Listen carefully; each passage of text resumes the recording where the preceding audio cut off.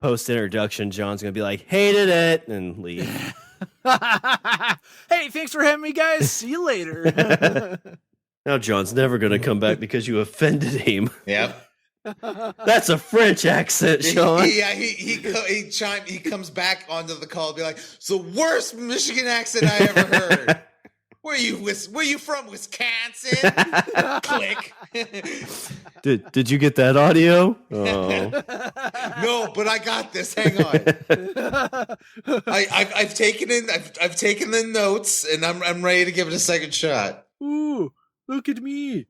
I'm from Canada. Ooh, I'm from Michigan. Bork, bork, bork, bork. Hey, what part of Michigan are you from? Holy shit. Ann Arbor. Bork, bork, bork, bork.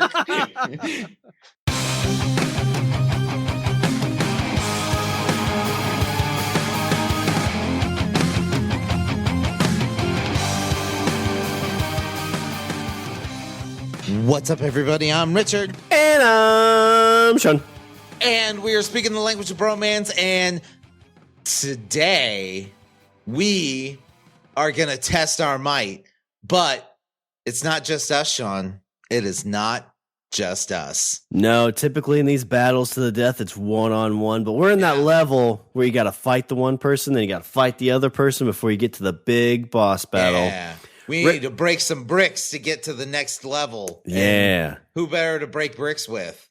That's right. Well, Richard, when we reviewed, what did we review? Kong, yeah. Kong versus Godzilla. We had to bring on... Very memorable movie is what it seems like. We had to bring on our Kong Godzilla expert. And then we said, hey, what's the next movie? Mortal Kombat. And then we held him to the fire and said, you're going to come on and review that, right? And he's like, oh, sorry, my phone's breaking up.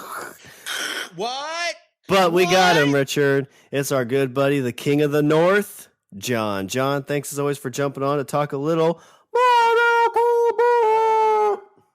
Wait a minute. This wasn't a timeshare invitation? No, actually, I want you to invest in our NFT for Language Bromance. It'll only be $1. Yeah. You can get 1,000 of them. I'll get back to you on that. Oh, damn it. Shortest episode ever. No, wow. John, thanks for jumping on. Richard's kind of, and I'm kind of the same boat. Like this wasn't a super long movie, but I thought it was a fun movie. But, I'm excited to have you on to chit chat about it. So thanks for jumping on. Oh, absolutely. Seriously. Thank you guys once again for letting me come on and review basically a relaunch of our childhoods. And I was quite surprised at the length of this, honestly. Yeah. I wasn't expecting a close to 2-hour Mortal Kombat movie, but I sat down. I did it for you guys. Actually, I was going to watch it either way, but it definitely really kind of put the winds into my sails. So I was excited to talk about this. So thank you so much for having me back, guys. Yeah, not a problem. So I think what's kind of cool about more, like you said, it's our childhood. I want to start, I guess, before we jump into this movie. What's like your history with Mortal Kombat? Like, were you, because you're about my age, right? Like about 35? Yeah. Just a year older. Way to open it up. I could be like, oh, by the way, how old are you? Well, I was trying to check because like I was a little bit too young for Mortal Kombat. Like my cousin had it and I played it a few times with him. So I wasn't sure. It's like, no, my mom never let me play Mortal Kombat. And I hate her to this day about it. I'm actually in therapy because of it. Dipping into the personal question. While we're talking about Mortal Kombat, John, why don't you give us a brief overview of your sexual history? Well, at a very young age, I really had a thing for Sonya Blade, and that's where it started. Didn't we all? Yeah, actually, gosh, man, I think with a lot of other kids our age at the time, really wanted it, and somehow I was able to convince my parents to buy it before it got banned, because that was the big hype. That like this video game was so ridiculous that it should be banned on the shelves. And it really felt once again like the times in the 80s with the parental advisory sticker. I was gonna say, I think Mortal Kombat was the one that kind of started up the game rating. ESRB. Yeah, right. And when they started rating games. Yeah. So it definitely that cartoon pixelated violence seeing that at a young age was absolutely as healthy as it could be. And every now and again, I have to refrain from trying to punch someone's head off. But overall, I feel pretty good about it. Yeah, I know there's a lot of times I try to blow fire out of my mouth on people and burn them into a crisp. And the number of times it's been this close, I tell you. I almost broke my back doing a bicycle kick. Every time I jump up in the air and I'd be like, ah, and then I get like 2 feet up and immediately just fall to the ground. I'm like, how does he do it? There's a cool documentary. I think it's called, what is it called? It's on Netflix about video games. And they talk about like how the Mortal Kombat game came to be.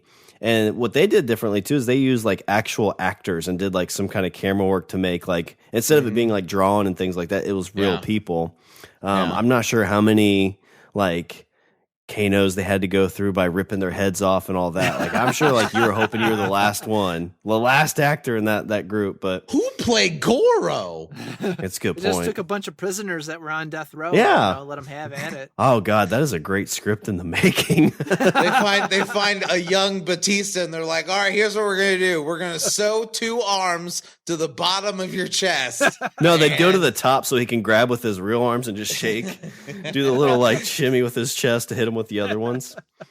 But my cousin, I had a Super Nintendo growing up, so I'm pretty sure I rented Mortal Kombat for it, but there was no blood in that one. Like they had to censor it. There was a code. You put in a code for blood. Did you not know the blood code, Shawn? Was there a blood code for Super Nintendo? I thought there was a blood code for Super Nintendo. I knew there was a blood code for Genesis, but I thought Nintendo really kind of put the nix on that. You know what? That actually makes sense because Nintendo was always the family friendly. But they were like, we need that Mortal Kombat money. Well, I mean, I think it just exploded so much that they're like, well, all right, well, oh no, I think they made the blood like green. It's like, what's not in Super Nintendo? I think it was just sweat, or it looked like sweat. Yeah, I think that's it. And I know some of the fatalities were not so much fatalities as they were just kind of, hey, I punched him and something kind of came out of him, I guess. All of them had the Sonya blade like kiss of death, but it was just they just fell over. Yes, yeah. But I remember like my cousin's a few years older than me, so like he was obviously really good at the game. And anytime I'd like actually punch him or something, I'd be like, "Oh, sorry, did I do that? Sorry, don't beat me up too bad." I remember playing this in the arcade. Oh yes. So like I'm the older one, so so I remember playing it in the arcade, and then it came to consoles, and everybody's like, "Now we can play it at home without quarters. This is amazing." Well, and that's a game too where like in an arcade seems like it's actually like competitive. Like you keep playing until you die. You had like a crowd. It was the one game. It was the first game I remember that like you had a crowd around the arcade cabinet, and then people would like it was like pool where people would put quarters down, and they'd be like, "I got next," you know? Yes. Yeah. Was that so? If you lost, could you put a quarter in and pick up where you were, or was it always a restart? If you were you could put a quarter in and continue. Oh, okay. Yeah, but I mean, honestly, I don't know if the arcade ever had I don't know if the arcade had like a single player mode. I don't think it did. At least not that I ever saw. Whenever I saw it, it was always 2 people playing. Oh, I always assumed it had that tournament style in it. Tournament style. I mean, it was just so busy that I never saw it. Never saw it. Until it came to consoles, and I was like, oh, you can play this by yourself? Oh, okay, okay. You should have seen Richard's face when he discovered that was sex. He's like, wait, I can do this by myself? This is amazing. It's a revelation. Babe, we're getting divorced. Why? Did you know you can do sex by yourself? Like, yeah, what do you think I've been doing when you podcast? Yeah, what do you think happens when you go to sleep? I don't know. I'm asleep. Sleep good dreams. But I always like, so one of the things with that game is like when you beat it, you got a little kind of story for whatever character you were that beat the game. And that like captured my imagination because it was only like a paragraph or two. It wasn't a ton. But the backstory on like this fighting game was just super cool. Yeah. Everything about that, like the start of it. And, thank God for YouTube nowadays because you can like go on YouTube and type in basically the actors or the behind the scenes for Mortal Kombat and see just some of the stuff that they did to set up and shoot and all the like basically I think one guy played pretty much half of the male characters. Yeah. And you know, just going through all the motions with it. And even so it's ties back to Bloodsport and Jean-Claude Van Damme, obviously Johnny Cage and some others. Who was everybody's go-to character? Scorpion. Really? I love Scorpion. Okay. John, how about you? Sub-Zero. Sub-Zero. See, you guys would hate each other. I personally was a Raiden fan. Oh, I loved Raiden. Raiden was my guy. And here is why Raiden is my guy, is because Raiden was a reference to one of the best movies ever made. I agree. Big Trouble in Little China. And I didn't like originally you watched you see like the story for the game or whatever, and you're like, oh, Raiden's the Thunder God. And so like dumb kid you just assumes that, okay, like they had a Chinese thunder god and his name's Raiden, like all that tracks. And then years later, as a grown adult, it was, oh yeah, we thought up the idea from this movie, Big Trouble in Little China. I'm like, oh my God. And my adult mind exploded. You know what they haven't had is they haven't had the Pork Chop Express in any of the games. And I think that's a travesty. Considering the think Jack Burton needs to be a playable character. Yeah. That's what I think. Yes. The fact, after all these years, all these licenses, and Jack Burton hasn't been licensed out. Yeah, you put Jason in there. Yeah. You put Freddy. Freddy was in there. Yeah, Freddy's in there. Weren't the Turtles in there? Or was that a Justice League? No. DC. Injustice? Yeah, that's, yes. Oh, so good. Do you guys remember, so like in the mid-90s, because they wanted to promote this for kids, do you guys remember the Mortal Kombat cartoon? Yes. Vaguely. Yeah. I couldn't like tell you any episodes, but I do remember that coming on, because the whole idea behind that is like these portals were opening from the outer realm trying to break in. So the whole like they had this base, like their G.I. Joes. Like there's a portal opening up in Shang-Chi. We got to go there. Yeah, so they go there and they fight and beat up stuff, and then you know the big bad guy Shang Tsung's like, oh, not again.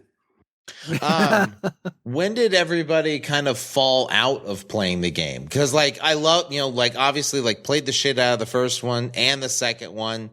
I held on for the third one, but I think it was Mortal Kombat 4 when I was like, yeah, like I'm kind of over this. Like I'm ready to do something else. Yeah, right. I think I was kind of in the same boat. I want to say maybe the last time I picked it up was the Nintendo 64, but just I want to say that was probably around like the 3 or 4. Yeah. Although I will say the last one that came out, MK11 was the last one that came out, and they put out a trailer for that game and set it to the music from the movie, and I was like, man, I haven't played Mortal Kombat in years, but like this really makes me, even though like I'm not a huge into fighting games at all, I'm like, this kind of makes me want to play it. Yeah, man. Oh, go ahead, John.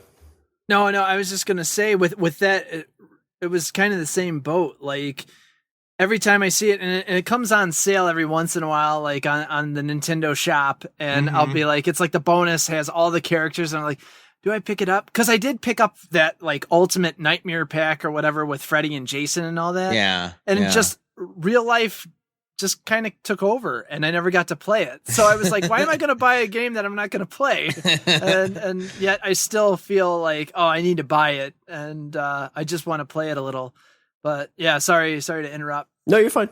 I was just gonna say, like, I really only played the first one a little bit with my cousin and stuff, because like that was around the time when like I probably was old enough to get it. I fell out of gaming, but when I got like a PS3, I think I tried to get like 6, 7, or 8.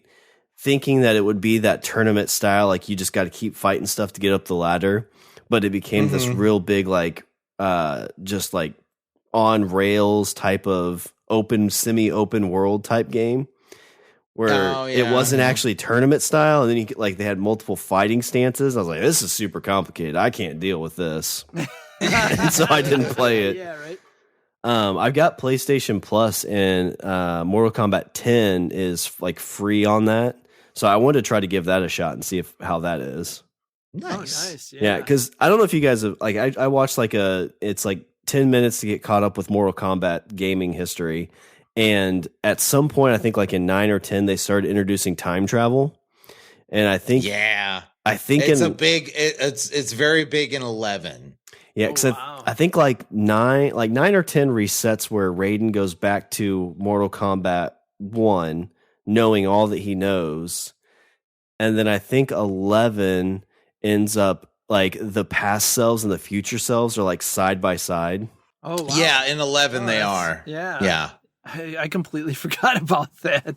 There's fucking time travel. And it's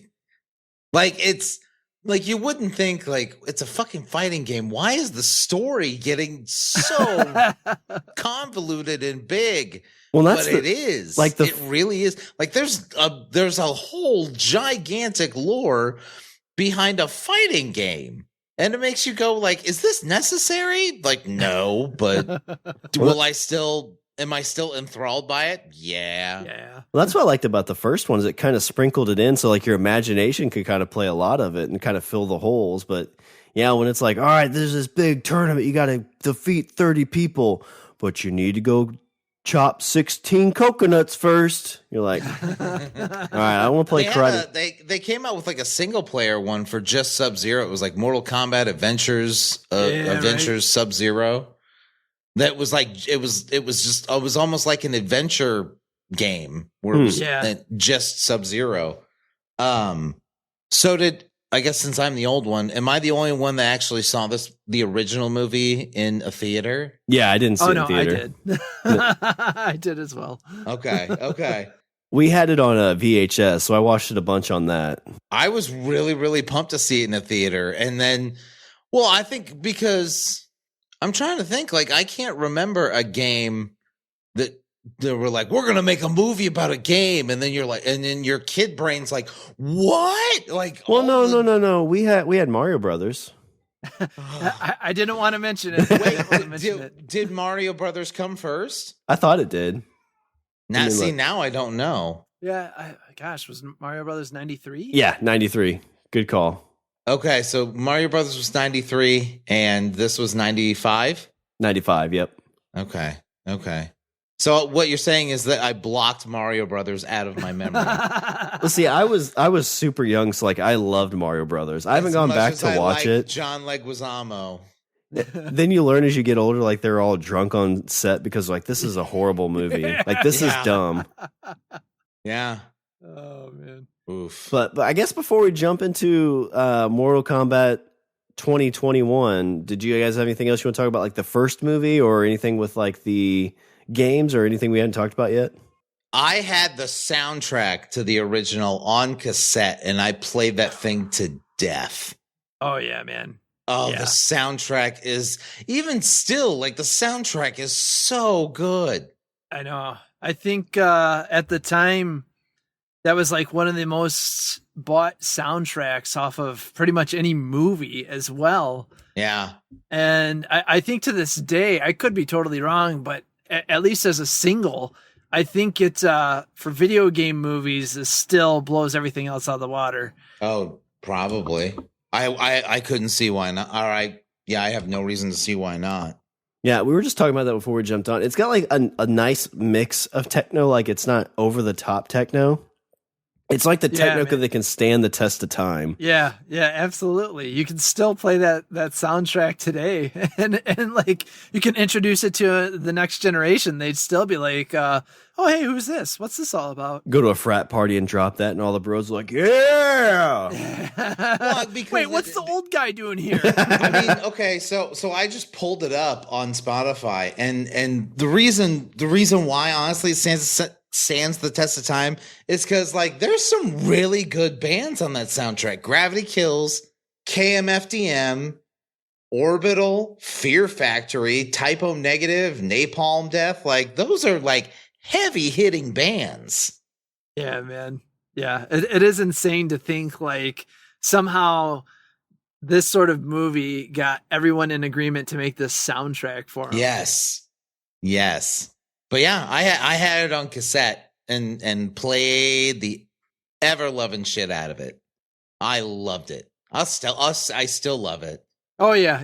I'll still listen to it. Like I was playing the theme song earlier for you guys. Like how 20 years and that song still like feels good. Yeah, it's kind of like the dude that says Sega, like the guy that yells Mortal Kombat, like that's going to live the test of time.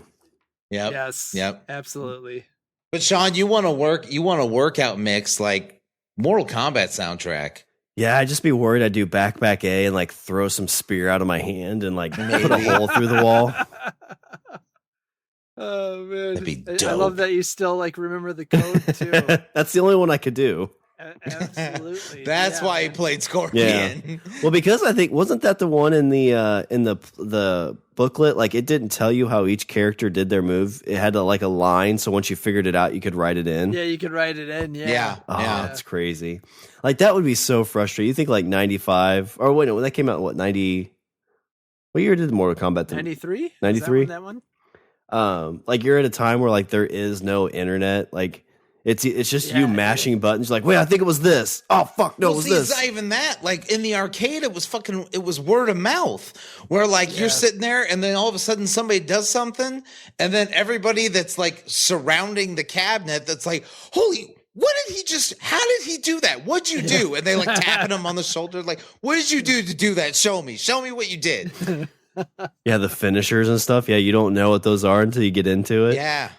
Man. Good times. Yeah, Like, But you're right. Then, like, you had it at home, and then you just basically like you just spent like hours experimenting. You're like down, right, BA, start. Okay. Nope, nothing. Okay, Nope, nothing. down, left, AB. maybe it's the power button. Oh, I just shut it off. Oh, Good times. I love it. But this movie, it was announced. I guess, did any of you guys ever watch the web series that came out like in 2008? No, I think I've caught like clips of it, but not actually sat and watched it. Nor have I. I heard it was really, really good, and kind of like what I from what I understand, like the web series is kind of what like helped get the interest to actually do another movie, but I haven't seen it. Yeah, I think I've heard it's really good though. I watched like the first 3 or 4 episodes, and it was like super dark. Like you saw like how who's the dude with the blades? What's his name? Raka. Yeah, they show like how he gets his blades and stuff. Oh, okay. So like it's kind of like a lot of like origin stories of the characters. Oh, and so right. It was kind of cool, but it was one of those things like I was watching at work during lunch. And like after a couple of them, you're like, yeah, this probably isn't a good thing to be watching. I'm gonna not watch this here, and just have never got around to watching them again. Because that was at a time before a lot of streaming was big too. So like you had to do some work to get it going. Yeah. But yeah, like Rich said, that got a lot of the interest going. I think that was like 08 or 09. So we're 10, 11 years post that before this actually gets made and released. Kind of snuck up on me. I remember hearing a lot about it coming out, but it wasn't until this HBO Max at home that I really was like, oh, okay, this is actually happening soon. Yeah, it wasn't until I saw a trailer that I was like, I mean, like I heard like there was talk of somebody making a Mortal Kombat movie, and you're like, yeah, like I'll believe it when I see a trailer for it, and then and once you saw the trailer, you're like, oh, okay. I think it's because I think part of it is like, oh, I'll see a trailer just to like prove that it's actually real. But also like you want to see a trailer to be like, okay, well, how are they doing this? Like, am I going to see, like, is it going to be, and they're like, no, we're rating it R. And I'm like, oh, yeah, okay. Let's see what R rated more. Oh, okay. Well, I've heard that this butted up against NC-17. Like they just got it in at an R. Really? I mean, like it's violent. It's pretty violent. I mean, no, I'm saying it's pretty violent, but I always figured NC-17, like you got to throw some sex in there to get NC-17. I've never heard of a movie that got an NC-17 based purely on violence. I'm sure it's out there. They do like dirty words and dirty words and sex kind of get it up there quicker than violence does. Yeah, yeah. But so I guess like America, you jump into it, and the opening of this, I caught like YouTube had like the first 6 or 7 minutes. But John, I want to hear what you thought about this opening to the movie. We're in 17th century Japan. We're following this family, this clan. He's got some soldiers walking around protecting, super happy, loving family. Nothing could go wrong, right? Picture perfect. Yeah, exactly. That's when I knew something was up, because it was too picture perfect for Mortal Kombat. No, it's kind of funny because my wife watches a lot of Asian cinema on Netflix. And so like from time to time I'll sit and I'll watch some stuff with her, and it felt like I was watching something like that at first. And I was like, oh man, this is kind of, like, to me, it was really cool to see all that. And then all of a sudden the fights, it just happens. And I'm like, oh, holy shit, man. Like, I was like, okay, we got something going on here. I can't wait. And then the rest of the movie happened. And so I was like, oh, okay. But yeah, that opening scene, that really kind of got me excited about it. I wanted to see where it was going. And it even like made me play with my mind, trying to remember those old video game paragraph stories. And I was like, was it in the original? And I thought it was kind of opposite. I thought Scorpion was hunting down Sub-Zero. And then I'm like, wait a minute. Or am I just old age memories? Yeah, you're trying to like remember, like, okay, is this canon? Is this movie canon? Exactly. Yeah. Is this canon with the video game lore? You're like, no, Sub-Zero's always the good guy. I like Sub-Zero. Yeah. No, he can't be bad. He can't be bad. Yeah, I think that's true. The games always kind of depict Sub-Zero as kind of, well, I mean, like we said earlier, like they made a whole Sub-Zero Adventures game. Yeah, right. So I mean, he was definitely more of a protagonist in the game series than an antagonist. But in this, quite the opposite. Yeah, I think like as I kind of went through some of like Mortal Kombat video games, so the whole thing is Sub-Zero kills Scorpion's clan and family, but it actually wasn't Sub-Zero. It was somebody pretending to be Sub-Zero. Oh, so then right. Scorpion dies, and then he comes back to get revenge. And so I thought that's what they were playing on here. But no, you find out it's like, no, Sub-Zero's just a dick. Yeah. Yeah. He's just a dick. Which, I mean, you never know. He still could be like a shapeshifter. It still could be. Could be. As a Scorpion fan, though, I like that, because I feel like in all the movies and stuff, like they always make Scorpion out to be the bad guy, because it's like fire bad, ice good. I mean, like where have you ever seen Scorpion be a focus? It wasn't definitely not the first, and that's what I liked about this movie, because I feel like everybody's favorite characters is Scorpion, Sub-Zero. Like it just seems like that's where everybody gravitates towards. Yeah, and the first two movies barely had them in it at all. No, first two movies it was Liu Kang. Yeah, it was Liu Kang all the way. It was the first the movies, and were definitely like Liu Kang was like the Gryffindor of the Mortal Kombat world. Yeah, you know what I mean? Like, I'm the cool guy and I could do no fucking wrong. But it was Liu Kang and Kung Lao. Like those were your good guys that I put in air quotes. But yeah, right. Which is, I mean, interesting, because it makes sense in that, because in the Mortal Kombat lore, Liu Kang is the one who wins like all the tournaments, right? And so he's kind of the main person. But like in this movie, he barely plays a part. Like he's kind of just like, I don't know, just like the magical, like, I've been in Mortal Kombat training my entire life.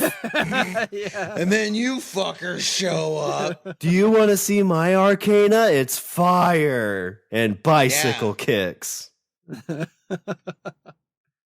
Yeah, I was quite surprised in this one that he played like a side role. It was really weird. I wasn't expecting that. I even watching the trailer, for whatever reason, I thought he was going to play a more prominent role. Yeah. I mean, really, if you compare this to the original movie, I would say that Liu Kang is almost playing the role that Raiden played in the original movie, like kind of that like mentor kind of figure. Yeah, right. And then Raiden just seemed like he, was hanging out. That's the feeling that I got from this movie, is like Raiden's just like hanging out. Well, I think I'm a god. I'm not supposed to really get involved in this, I guess. But exactly, I'll make a bubble. But Here you go. I never understood that in the games too. It's like, well, gods can't participate, but Raiden's like, I want to join in on this one. Yeah. You're breaking your own canon. Although, I mean, Christopher Lambert I liked as Raiden. I don't know why, even though it made absolutely no sense. I'm like, why is there an old white guy from why is the Highlander playing Raiden? Yeah, why is the Highlander fucking the Chinese thunder god? This doesn't make any sense. But I mean, as I watch this too, like I really wish that, because like you talk about the original movie was definitely kind of like everybody's going to the tournament. And this movie, there really wasn't the tournament yet. This was kind of like somebody cheating to win before the game starts. To the actual tournament. Yeah, and so like I really would have been like interested in seeing more of the Sub-Zero Scorpion storyline, like going back even further and following that for most of the movie. Mm-hmm. Mm-hmm. Yeah, man. Yeah, I said that to my wife too. Like I was like, man, that beginning, it really got me hooked into it. I wanted to see more of that. Yeah. And then I was thinking, as awesome as this is, I kind of want this prequel between the two of them and give me more of that story. I want to see where that goes. Kind of see the tournament that they fight in kind of thing. Well, it makes you like, right? did they like, it gives you that, it gives you the impression that they're like age old enemies. Yeah. I mean, from the first, obviously from the first 7 minutes, you're like, okay, like, it's like, like, oh, blood feud, like, but houses are at ancient war. Yeah. But Scorpion didn't know who he was. Have they seen each other since between the beginning of the movie and the end of the movie? Had Scorpion and Sub-Zero seen each other at all during that time? But even at the very beginning, they didn't know Scorpion didn't know who Sub-Zero was, because when he showed up, he was like, I can't understand you, but I'm going to kill you. Like, I didn't get the impression that they knew each other. Yeah. That's true. So he just sat there for years, like, just remembering a face. And then he comes back and sat in hell. Yeah. Remembering a face. Just chilling like you do. Then he comes back and his face is covered, like, I think I know those eyes. So, the movie really revolves around Cole Young.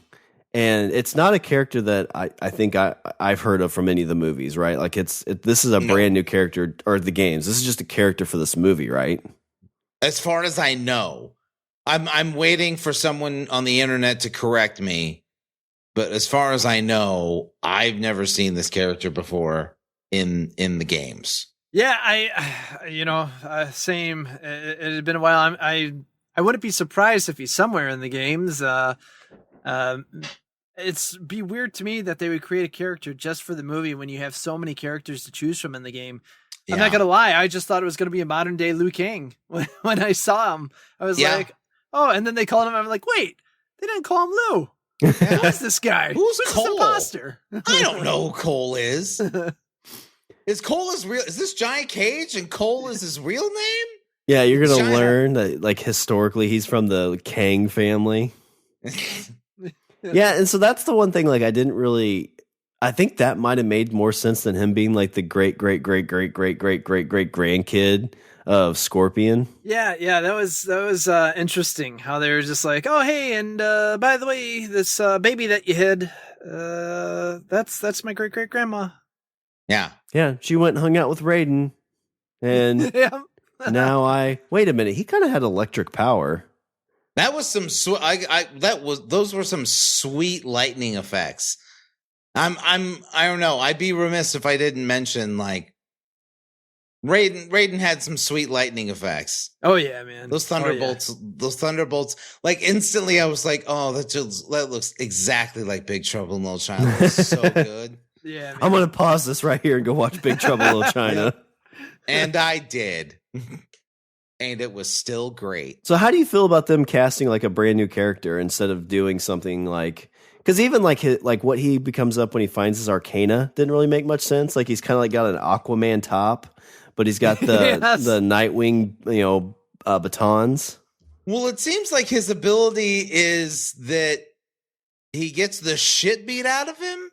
He's got like the Black Panther like suit where like it connects, it like keeps kinetic energy, and then he can punch people through the chest. But the whole point of it is that you gotta like beat the shit out of him for him to be effective. Well, yeah, and I guess that's what they said about his MMA career is like, what was it, Cole on his back young, because he always gets the shit beat out of him. Yeah, because like he always lost, and everybody just pummeled his face because he doesn't know how to like hold up his arms, I guess. I don't know. That's what the sticks his are arms for. Apparently just don't like he can't raise his hands above his head. Yeah, I don't know how that works. I don't know, like I guess I'm fine with them creating a new character to kind of center around.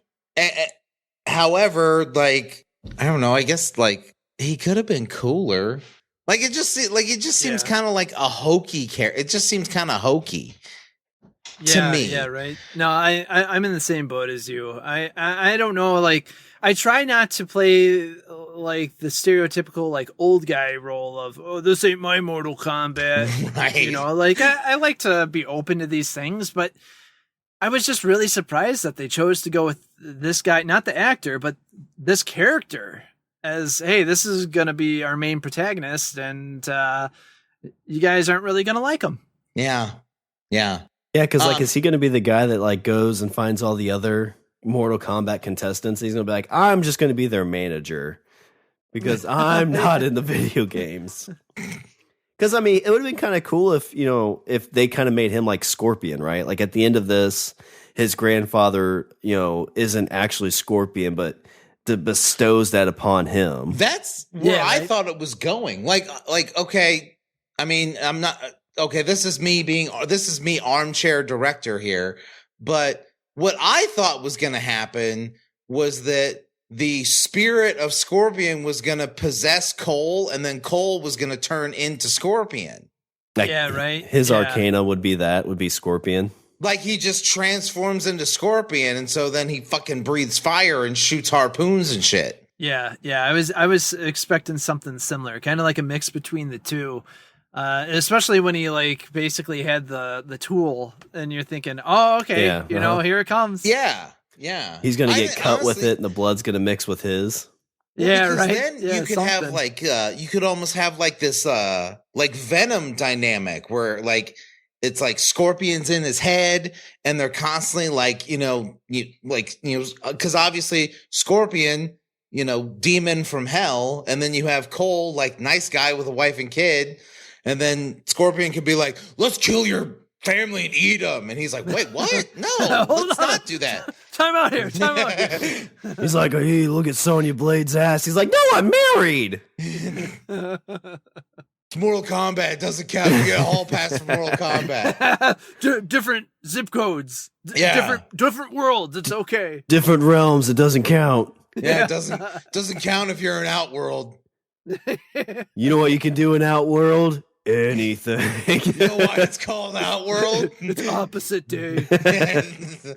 But that's the thing too. Like I think they're alluding to it. I don't know how well in terms of how they feel the movie did. Budget was $55 million.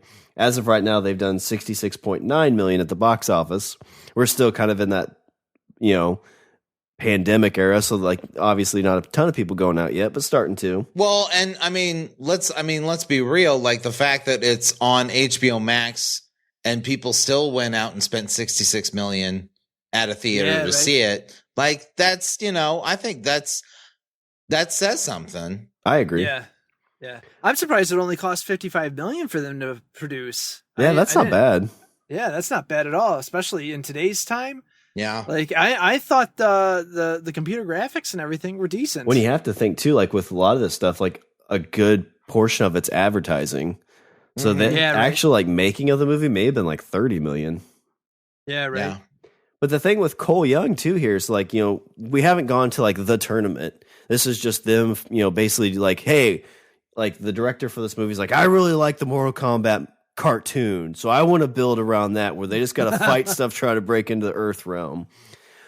But now Cole Young, if he's going to be in the next movie and they have a tournament, you know, Liu Kang is the guy who basically wins all the tournaments, but now Cole Young is like, you have to expect him to be the guy to win. Yeah, right. Yeah. That's a good point. Like, are you gonna have Liu Kang fight this Cole Young? Liu Kang, a character that we've like grown to know for like the last, you know, 20 years, almost 30 years. Yeah. And he's going to fight this guy that you met, you know, a movie ago, and he's supposed to be the winner. I don't know, man. I don't know how that's going to play. They might be able to buy into your like Venom type thing. Like maybe when Cole gets to Mortal Kombat, he gets that possession and becomes Bad Scorpion. I mean, ideally. Like I said, that's me armchair directing, but it like that felt like the natural. I felt like that's where it was going, and when this happened, I was like, well, this just seemed it felt unnecessary, I guess. Like, why make a character with extra shit? Like, why not just you know put him have a character that you know and love?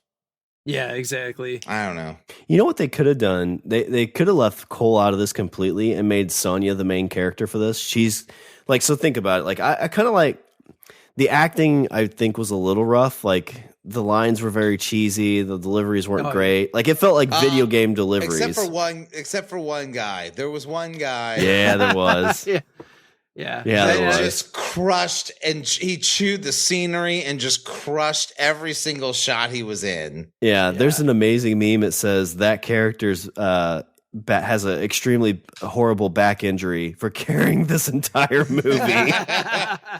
But no, you like Sonya Blade, like her whole story arc in this is like she doesn't have the mark, but she really wants to protect her. She's a protector. She like has all these, you know, warrior capabilities, but she just doesn't have that mark. Yeah. Whole movie could have been surrounded to her trying to find those people to fight for Earth. And then like she ends up getting the mark to get into the tournament.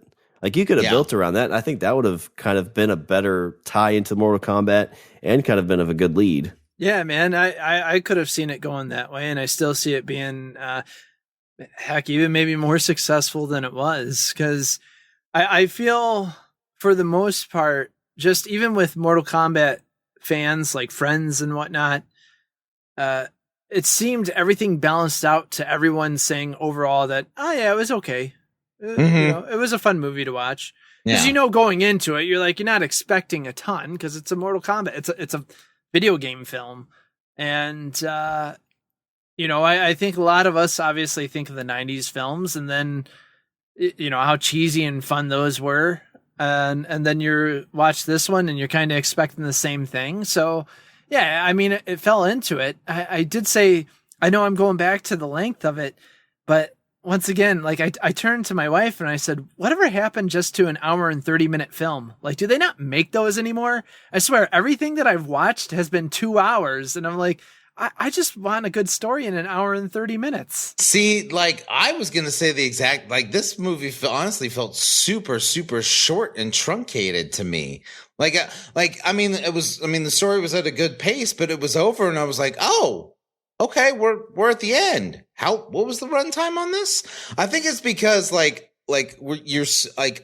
am so used to seeing stories unfold over 3 hours, or you watch a show and you see a story arc, you know, unfold over the course of like 8 or 10 hours.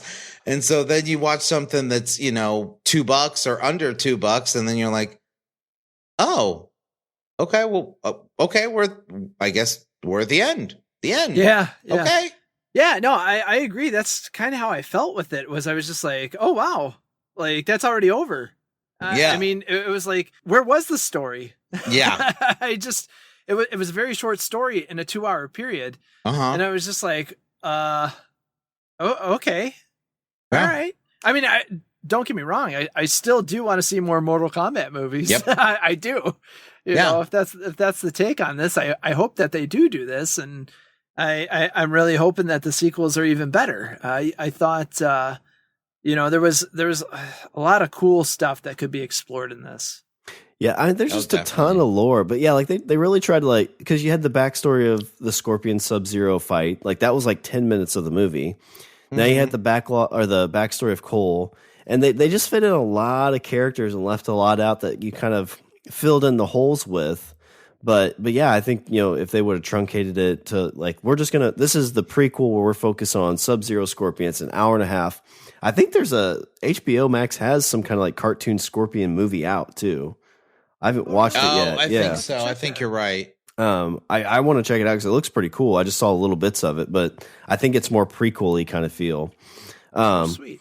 But I think Richard said this about a few movies, but watching this on HBO Max, I feel better about it. But how do you think you would have felt, John, if like you went to the movie theater opening night to watch this? Do you think you'd have the same emotions, or do you think you'd feel let down? It's tough to say too, because it's kind of what you know and what you don't, but. Yeah, right. Yeah, that's the tough thing.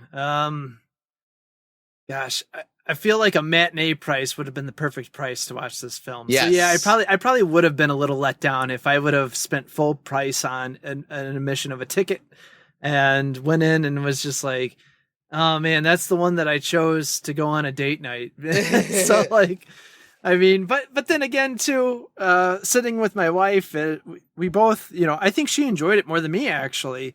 But that right there, the experience of being able to sit down with my wife and watch this is, that's the winner for me. That I've been able to actually sit with my wife and we can both watch it and both enjoy it. So. Yeah, that is interesting. I never thought about it like, hey, if I would have, how would I have felt? Would I feel any differently if I watched this in a movie theater? Because I mean, we've done that before. I mean, I spent full price on Slender Man tickets, and that's yeah, exactly. Well, I say oof, but I went opening night for the Teenage Mutant Ninja Turtle movie remake from Bay. Oh yeah, you did. And like like 3 minutes in, and like, they call themselves the Foot because they step over their enemies. Oh man! Also, you and I paid full ticket price for Spider-Man 3. That's true. A midnight release at that. Yeah. You and I did a midnight show on Spider-Man 3, and that was. Oh yeah. It's that bad. Was a movie. I still like that because Richard and I like look at each other like right before the dance scene, and we're still just like, this movie's not good. And right at that moment, our buddy Kevin like looks at us like, this is the greatest thing ever. Like, no, it's really not. We don't talk to him anymore. No. That night, we stopped speaking to him. So I guess we kind of alluded to it, but I want to know who you thought the best character was then.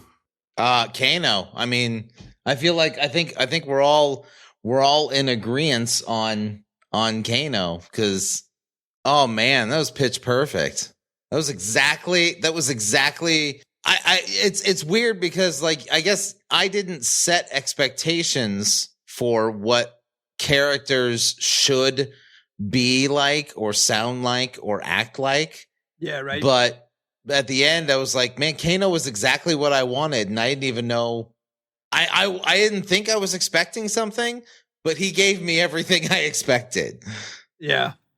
Yeah, right. Yeah, I absolutely agree. Everything about that. Like I said, went in with an open mind, and here I thought, just even from the trailer and knowing that Sub-Zero was the bad guy, I thought my two favorites were going to be like Sub-Zero and Scorpion. Yeah. And Kano, he just stole the show. Everything about it, and the way he was portrayed, and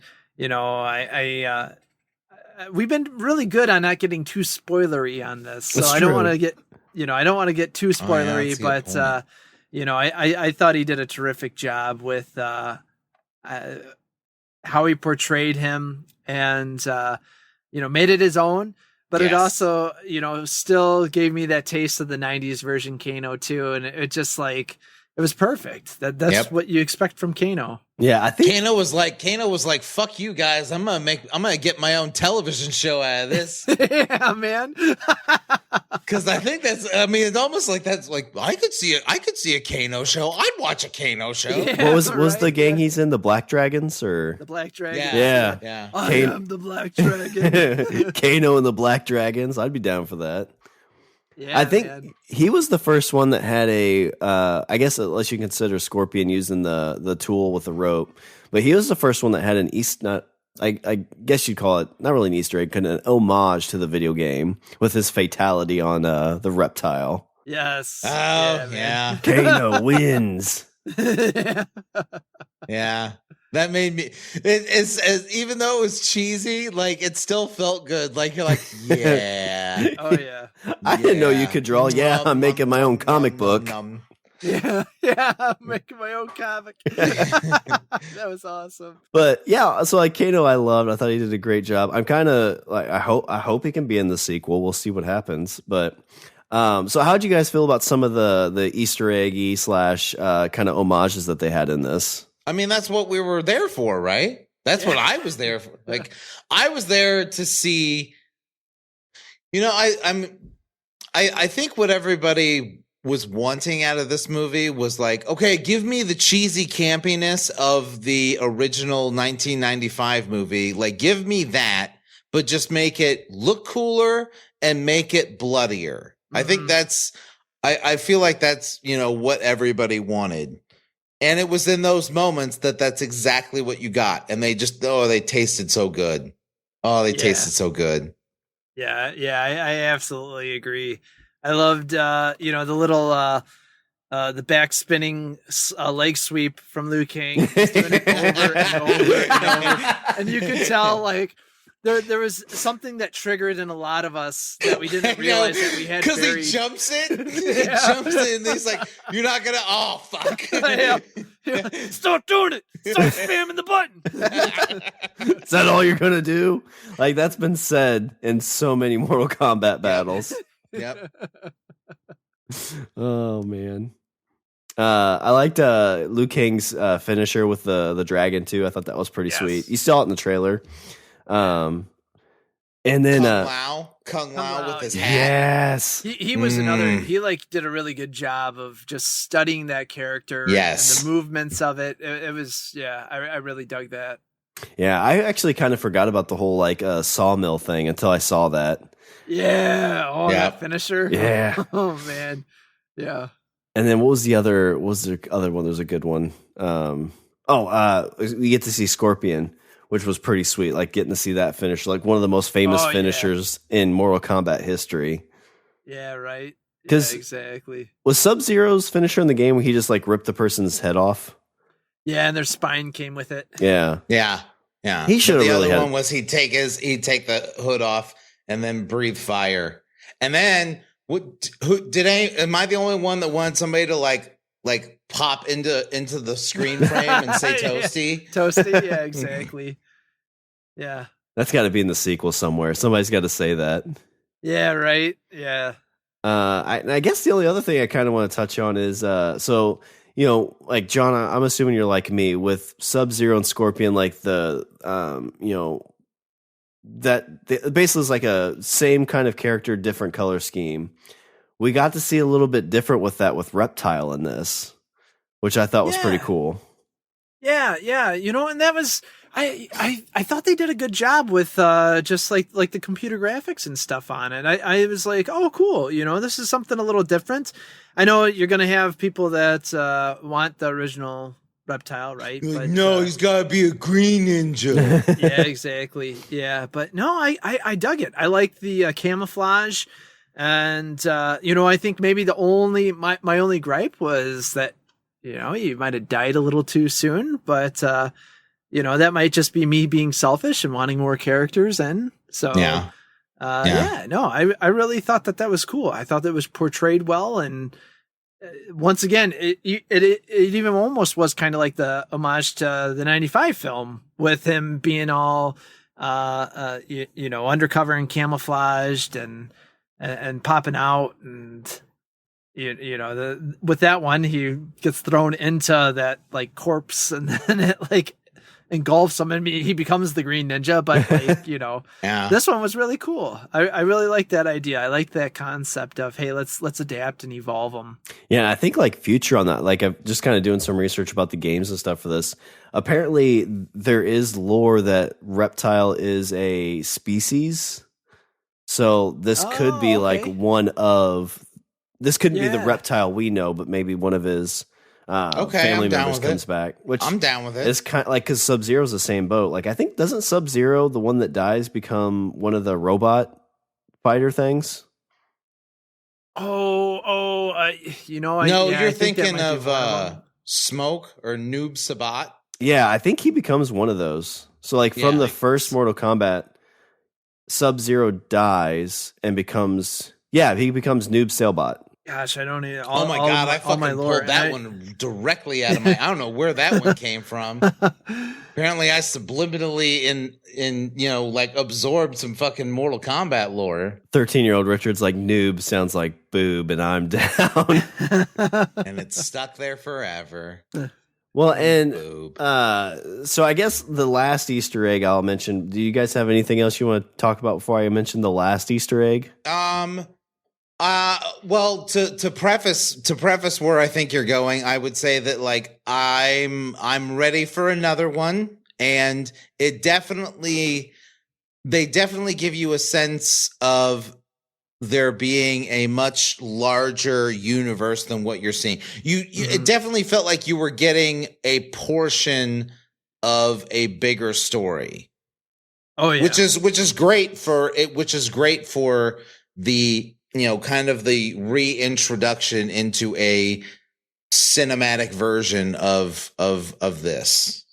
So yeah, other than that, I mean, fire away. Cause like I said, I know where you're going. The one little Easter egg I liked is they reference character, they reference, oh God, what was the Native American fighter?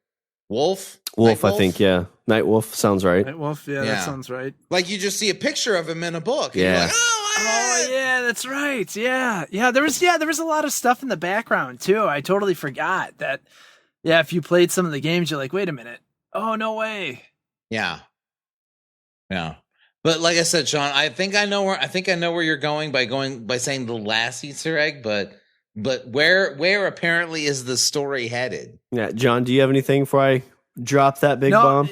Yeah, no, go ahead and drop it because I'm in the same boat, I think. Yeah, so we're going to LA. We're gonna find Johnny Cage. We're gonna get to see some nut shots. Yeah, man. Yeah, I when I originally was watching it, and that was kind of one of the things that I was doing is seeing if I could find any like small stuff in the background. So when they were sitting in the locker room. And then, towards the end, they pan up on that poster. In the beginning, that poster's on the wall. And I just thought, I go, oh, that's cool. That's a cute little Johnny Cage reference, And I'm like, I heard he wasn't in this movie. So, all right. Yeah, no, if that's my little Easter egg, that's fine. And then at the end, they're like, we got to go to LA. And then it pans up on it. I was like, oh, okay. Well, Like I already knew about this 2 hours ago. No, that's a good catch. I didn't see it until they panned up. So I kind of wish I would have caught that earlier. Yeah, me too.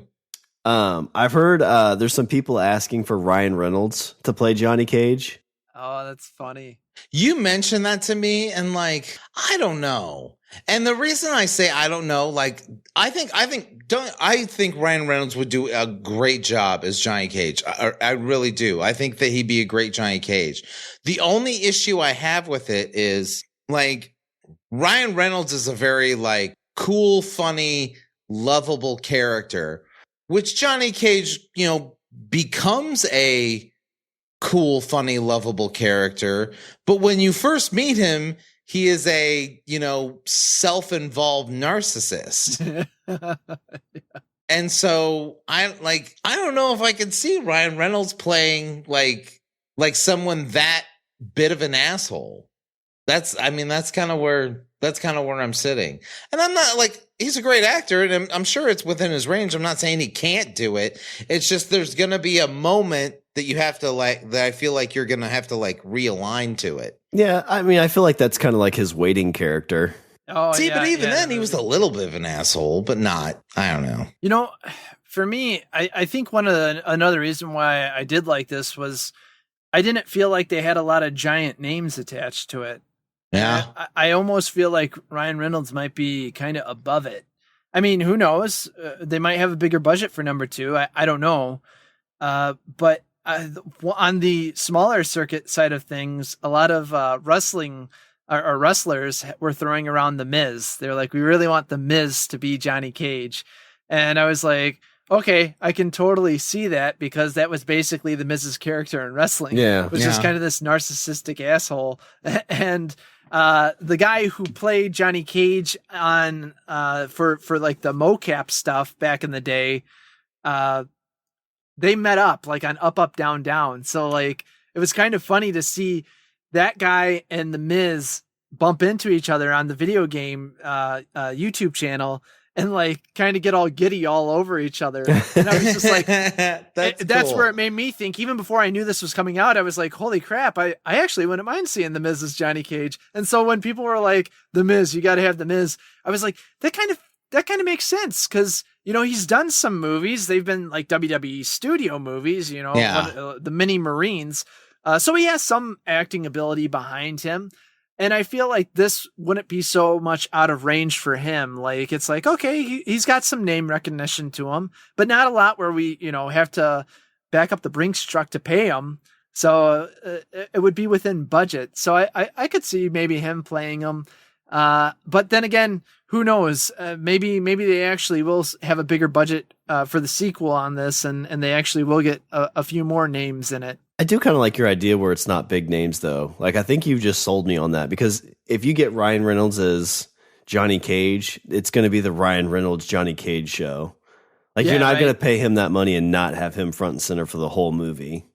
Well, see, and that, well, okay, to go with that, like, I mean, we're into, you know, speculation land here, but is the second movie going to revolve around Cole? Because let's say it doesn't.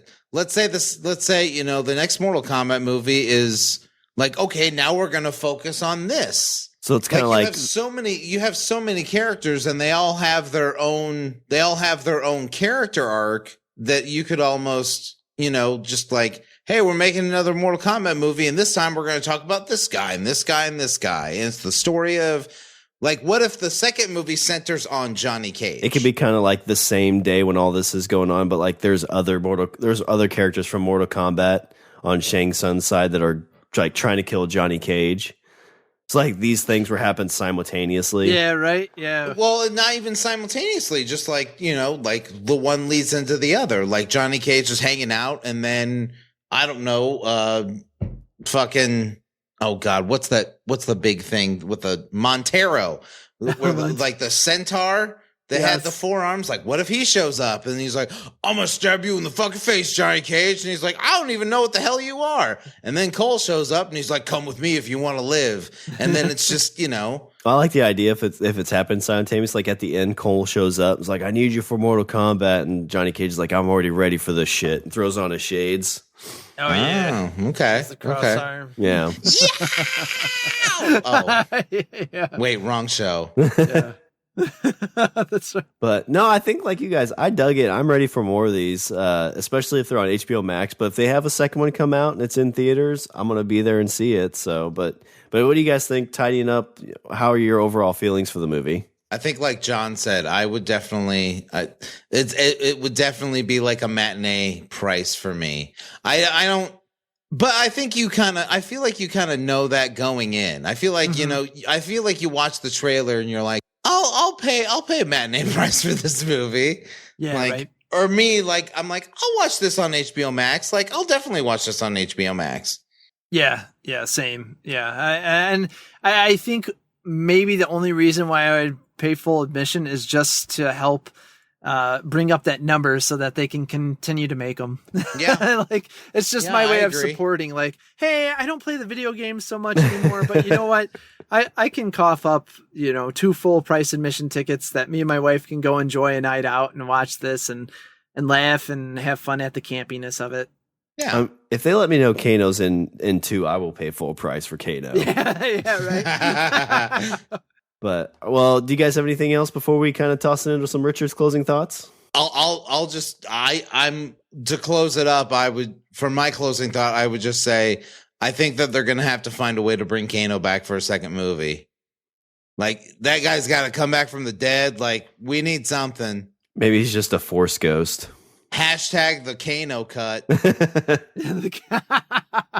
Kano's my champion. Hashtag. Kano is my king. Hashtag King Kano. Well, John, do you have anything else you want to add, or any kind of pimping you want to do for anything you're working on, or anything at all before we do some housekeeping?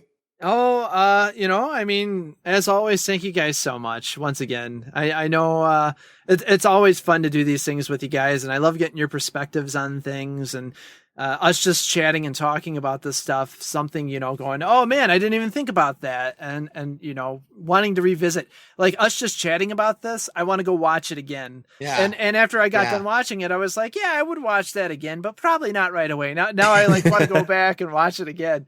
But yeah, no, I think, one thing too, that I'm pretty excited on, that's kind of in the same realm of things. We were talking about, Johnny Cage and JCVD and stuff, is, for a while there, I was a part of a book project, actually, doing the reviews on Steven Seagal, Chuck Norris, and Jean-Claude Van Damme, and it's close to wrapping up.